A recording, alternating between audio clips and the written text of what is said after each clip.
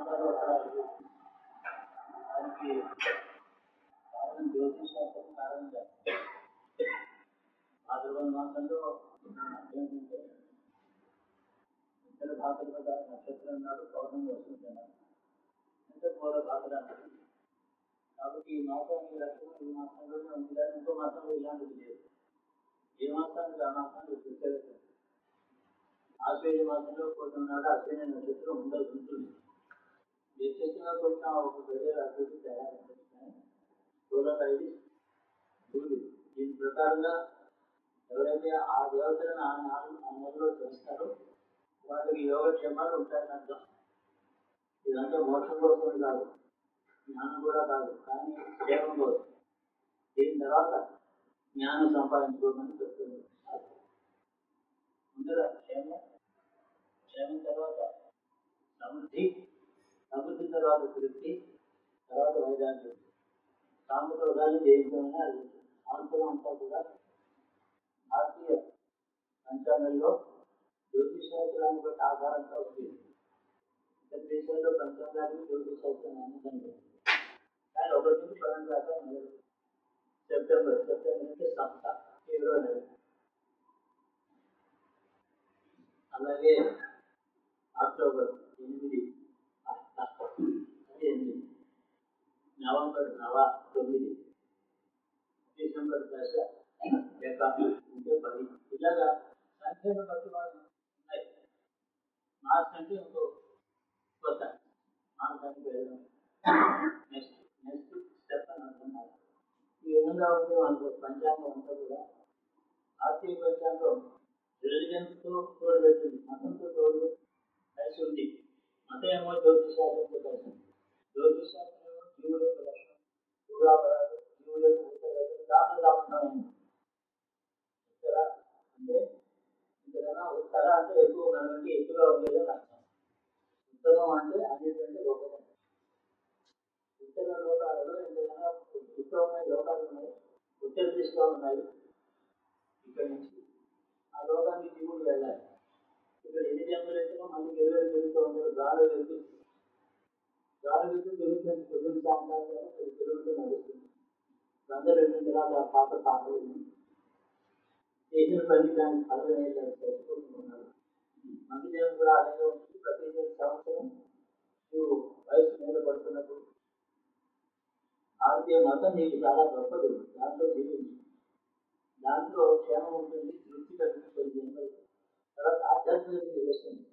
కాబట్టి ఇదిగో ఈ క్యాలెండర్ వచ్చింది. ఏప్రిల్ నుంచి చివరి దాకా ఈ మాసాలు ఈ దేవతను ఆరాధించారు. ఈ దేవతలు ఎక్కడ ఉన్నారు? మనకంటే పరిస్థితులు లోకాల్లో ఉన్నారు. ఇది అయితే ఈ విషయంలో పూర్ణిమ వస్తుంది. తర్వాత ఏమో మరి ప్రతిపక్షాలు వస్తాయి. ప్రతిపక్షంలో భారతదేశంలో అన్ని ప్రాంతాల వాళ్ళు దాని మీద చాలా నమ్మకం ఉంది. బీజేపీ వాళ్ళు ప్రోగ్రాం ప్రతిపక్షాలు వస్తే కూడా ముందే చేయాలనుకుంటున్నారు. రాజకీయ కార్యక్రమం కాదు, ప్రతిపక్షం కాకుండా ఏం చేయదలుచుకున్నాను అంటే భారతదేశంలో వాళ్ళు ఏ వృత్తిలో ఉన్నా సరే ప్రతిపక్షాలకి మంచిది కాదు. ప్రజలకు చాలా మంచిది. భారతదేశంలో గణపతి పూజలు ఇవన్నీ వేరేది సాంప్రదాయంలో ఉన్నాయి. మనం అయితే మనకి ఏంటంటే ప్రధానమైన విషయం ఏంటంటే ఈ పంచాంగంలో ఏది ఎలా చెప్పారో అలా నడిపించారు. అంటే దానికి అది ఎందుకైంది ఏమిటంటే చాలా శాస్త్రం నేను చెప్తాను. నాకు తెలిసిందే కొంచెం 3 గంటలు తెలుసుకోవడానికి తెలియకుండా తెలియకుండా కారణం చేస్తున్నాను. డాక్టర్ మందు ఎందుకు పని చేస్తున్నాను మీకు తెలుసా? ఏ మంది ఎందుకు ఇస్తున్నాడా, మందులు ఏముందో ఎందుకు పని మనకి తెలియకుండా రోజు ఇదే విధంగా చేయాలి. అయితే ఇవన్నీ అందరికీ సమానమైన బలాలు ఇస్తారంటే గర్భభ్రష్టులు ధర్మభ్రష్టులు ఉన్నారు. వాళ్ళకేమో పాపక్షణం వాళ్ళకి ఉండదు. ఈ భక్తితో శ్రద్ధతో పవిత్రంగా చేస్తారు. ధర్మభ్రష్టతో వచ్చినటువంటి పాపం తెలివితే తర్వాత ప్రోగ్రెస్ అభ్యుదయం ఉంటారు. పాపం చేసినట్టు అభ్యుదయం ఉండదు, భక్తుడికి అభ్యుదయం ఉండదు. కాబట్టి క్లీన్ అవ్వాలి మంచి, తర్వాత అభ్యుదయం ఉంటుంది. కాబట్టి 12 మాసాలలో ఏ దేవత ఎప్పుడు చేస్తారో చేయడం అంటారు. యథావిధిగా యథాశక్తిగా ఎలా చేస్తే యథాశక్తి ఎంత చేస్తాను.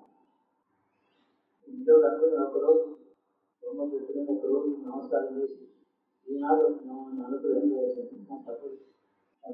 భారతీయ దేవనాయకులను కోరిక కొరకు ఇస్తారు. కోరికలు పక్కింటి వాళ్ళ నాశనం కావాలని కూడా కోరుకుంటుంది. అది వీరికే జరుగుతుంది. కోరికలు ఇస్తారు, ఏదో నాశనం కూడా అడిగావు, మళ్ళీ మీ బుద్ధి నాశనం అయితే వాళ్ళు బాగుంటారు. కాబట్టి అన్యాయమైనటువంటి అధర్మైనటువంటి కోరికలు ఆత్మ హత్యతో సమానంగా పనిచేస్తుంది.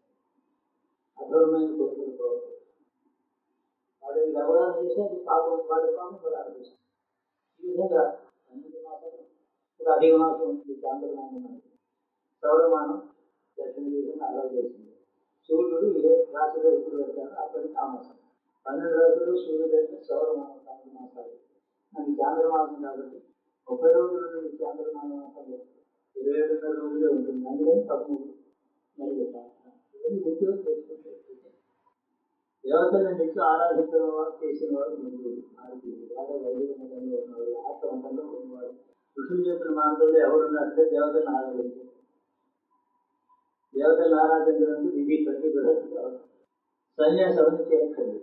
కోరికలు ఉండకూడదు. ఓంకారం చేసుకుంటూ ముందుకు వస్తూ ఉంటారు. వాడు పెద్ద ఆశ్రమాలు పట్టుకుని ఉత్సవాలు చేసుకుని కోరుకున్నాడు కలుగుతారు. మనం ఎలా ఉండాలో మన బృహత్తులు, మన జ్ఞానం కాదు, మనకి అడిగేది మోక్షం కాదు. అంతకుముందు చాలా అడగవలసింది చాలా క్షేమం కావాలి, ధర్మంలో ఉంటారు, చేసిన పాపం రక్షించాలి, మళ్ళీ పాపం చేసే బుద్ధి రాకూడదు నాకు. ఇవన్నీ అడగాలి. ఇవన్నీ కూడా మనకు నియమాలు అడగాలి. తర్వాత అక్టోబర్ అమ్మవారి ఆరాధన, జగన్మాతగా ఆరాధిస్తారు, దుర్గగా ఆరాధిస్తాం. దుర్గము శత్రువులను రక్షిస్తుంది, అన్నపూర్ణము కోరికలు ఇస్తుంది, మహాలక్ష్మి ఐశ్వర్యం ఇస్తుంది. ఐశ్వర్యం ధనం కాదు, ధనం ఐశ్వర్యం కాదు. ఐశ్వర్యం అంటే మంచి బుద్ధి, సమృద్ధి, దానం చేసే గుణం ఇవన్నీ కలిగి ఎంత అనుభవిస్తామో అది విషయం. ఆ విధంగా ఈ దేవతని ఆరాధించడానికి ప్రయత్నం మీద ఉంది. కార్తీక మాసం వస్తుంది, శివప్రీతి గారు కార్తీక మాసంలో రుద్రుని ఎవరైతే ఆరాధిస్తారో అనంత పాపంలో వస్తే జ్ఞానం కలుగుతుంది. తర్వాత మార్గశీర్షం, నేను మార్గశీర్షం నేనే కృష్ణుడు చెప్పాడు. అంటే అధిక మాసం అంటే మార్గశీర్షం సంవత్సరం మొదటి మాసాన్ని నేను ఆ కాలంలో మార్గశీర మాసంలో సంవత్సరం మొదలుపెట్టారు. చాలా మామూలుగా రుద్రుడు కాలం తర్వాత కూడా ఇది చేస్తారు. తెలియజేసి మాసం అది మళ్ళీ సంక్రాంతి వస్తుంది, ఏడు పండుగ. దక్షిణానికి ఏడు, ఉత్తరానికి వెళ్తున్నాం. ఆ ఉత్తరాయణం పుణ్యకాలం. అది ఏమి పుణ్యకాలం? పెళ్లి చేసుకోవడానికి కాదు, దేశాన్ని వదిలిపెట్టడానికి, లోకాన్ని వదిలిపెట్టడానికి పుణ్యం. అందుకని ప్రాణమాసాన్ని ఎన్నుకున్నాడు. వీళ్ళు 49 రాత్రులు అమృతేది ఉండి ఆ ఉత్తరాయణం కోసం ఎదురు చూసి వెళ్ళారు. ఏమో ఏ పాపం చూశాను, సరైన టైంలో చూసుకుని వెళ్ళకపోతే ఎక్కడికి పోతాం, మంచిలో కానీ వెళ్ళాం, 4వ కానీ వెళ్ళాలి. కాబట్టి తప్పులేకంటే ఎవరు లేదు. విష్ణుడు చాలా ఖర్చు చేస్తే ఆయన తెలిసి మన అమ్మకాలి, మనం అందరూ ఎక్కువ చేస్తాం. కాబట్టి మనం ఆయా కాలాలు మాఘమాసం వచ్చింది. మాఘమాసం వచ్చేది మోక్షస్థానం, మోక్షమే ఇస్తుంది మాఘమాసం, ఈశ్వర ఆరాధన. కార్తీక మాసంలో జ్ఞానం కలుగుతుంది. అంటే నిత్యానిత్య వస్తుంది, ఏది నిత్యం, ఏది అనిత్యం, ఏది పాపం, ఏది పుణ్యం, ఏది కర్తవ్యం, ఏది అకర్తవ్యం, ఈ జ్ఞానం అంతా కార్తీక మాస ఆరాధనలో జరుగుతుంది. కృతిగా నక్షత్రం అది వృత్తితో మొదలుతో నక్షత్రం. కాబట్టి మనం ఏ నక్షత్రంలో ఏ పూజలో ఏదో నిర్ణయించారో, ఏ మాసంలో ఏ చేసినా ఏది చెప్పారో అది చేయడం మనకు. దానివల్ల చిరుష్టంలో మనం చేసే తప్పులు వస్తుంది, చదువుకుంటాయి, మనకి ఎన్నో వస్తుంది. చేసిన పాపం భ్రష్టత్వం కలగాలంటే ఇలాగ చాలా సంవత్సరాలు ఈశ్వరారాధన చేసి తను గడుపుకోవాలి ఉంటారు. అలా అంతా కూడా అలా మహాపాపాలు చేసి హత్యలు చేసేవాళ్ళం కాదు, మొదలంతా దాన్ని సన్యాసం తీసుకునేవాళ్ళం కాదు, మామూలు గృహస్థులు ఉన్నాం. ఇందులో ధర్మంలో ఉండాలి, ఈ క్యాలెండర్ ఫాలో అవ్వాలి. నాకు తెలిసిన మాట రోజు చెప్తూ ఉంటాను. తర్వాత అంతా